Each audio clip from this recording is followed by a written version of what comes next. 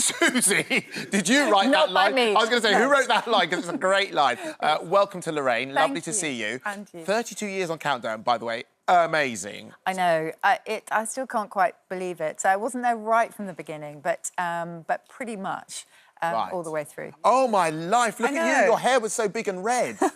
Oh, sorry. That's sorry. Rula. Sorry. And I was trying to hide behind Rula for most of that first episode, I think. Right. So, look, this is the book here. What made you decide to do fiction? Because you've done countless, 16 books, I think you've done, isn't it? Yes. If you ask Jimmy Carr, he will just say, stop writing.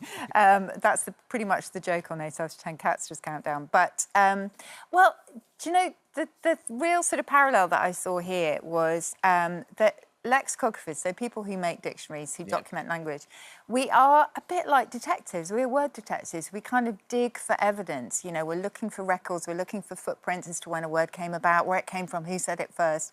And actually, detective work, crime detection, is not too dissimilar. So there are some lovely parallels there. And also language has got this dark side to it as well, which I thought they might come together really nicely. Well, I think you said a linguistic mystery, not a murder mystery. Yes. So I like that. The main character, is there any of you in that character? There is a lot of me in Martha, yes. So she likes wearing black. She loves German. She lives in her head, which is very much me. And I tried quite hard, actually, not to make her entirely autobiographical. So I did depart from her a little bit. She's not a worrier like me. OK. So that was quite good. There's another character in there called Alex, who I really love as well. So I aspire to be like some of my characters. OK. Did you have, do you think, more fun writing a fictitious book than just doing a factual book?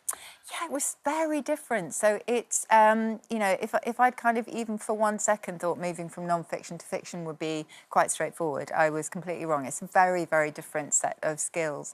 Plotting, Andi, is so difficult, especially for a mystery, because you have to bring all these threads together.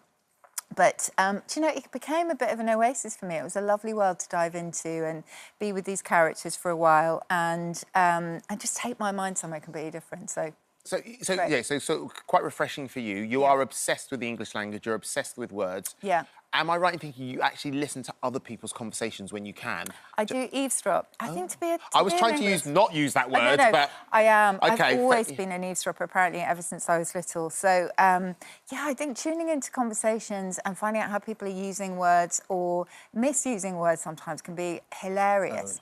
You know, Love Island's good for that. Love Island's good. Love Island's good for a misuse of a word. And also, like is the big thing that everyone complains about in Love Island. But you know what? That goes back to the 18th century. That use of like as a filler. We've been doing that for a long time.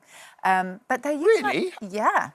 For 1778 is the first record of like as a kind of sandwich word. Oh, nice. Maybe not quite as much as the Love Islanders, but I love Love Island is actually really interesting because they come up with new uses of existing words like muggy or melt or whatever. Yeah. So, again, for a linguist, it's really interesting. Oh, my goodness, that's amazing. So, obviously, you don't get nervous. You've done the show for 32 years. I do get nervous. Do you really? Yeah, when the clock starts ticking, my heart starts racing every time. Oh, my... When you hear that... Oh. Yeah, and it's like, boom. Do people do it in the supermarket and stuff? Say, hurry up and pay, the clock is ticking. No, they don't actually. But I remember, well, it would be lovely if they did. But Richard Whiteley, I remember, had it as his ringtone. So that used to go off at kind of really Oh, so that'd be brilliant. So cool. That's so cool. Do that. So what about when 8 out of 10 Cats? Because that's now proved really popular. Yeah. In a complete different time of day. Yeah. Was that nerve-wracking for you to go, actually, what are these guys going to do with this show? Yes, it was. And it was part of a Channel 4 mashup evening. It really worked. And I think it's because the Countdown format is just, it's so brilliant. You know, everyone wants to play along. I was pretty nervous because I'm not a comedian, as anybody who's watched it will tell you. So I thought, what am I actually going to do? But actually, we're just there to do our jobs and have the mickey taken out of us, really. You're not a comedian, but you are on tour. I am on tour. Yes. Yeah, just a few shows left now, and that's great. Now, I have an audience who already love words, so it's win-win. Lovely. Great. We just have a great time. Talking of winning, Tyler's coming in now because we've got a little competition for you. OK, so Tyler... Is it just me? Are you playing? No, we're both playing. OK, good. I think we're both. Susie. So, Tyler, what is this game you've come up with? OK, right, so listen, I've got some paddles for you guys. OK. Not me, but Susie Dent for a word game. That doesn't make sense. Oh, well, no, if it's what I think it is, I'm not going to know these. OK, fine. Look, it's a load of, like, Gen A slang, and you've basically just got to decipher whether it's a real word or if you've not heard it before. So if it's a real word, you hold up the word paddle. Yeah. If it's not a word, then Never heard it. Okay? Okay. On to the first one. Okay. Skibbity. We're going to go with... Skibbity. I'm going to go word because I did it in the promo earlier. Okay. You're going for a word. Do you know Yeah. what the definition is? Isn't it like cool? Or it's like a approval? Yeah. Okay. Smashed it. Yeah? Yeah, Okay. absolutely. Well done. Love that. Solid. Love that. Phantom tax. Phantom tax. Is this a word? Phantom tax. Oh, my life. No.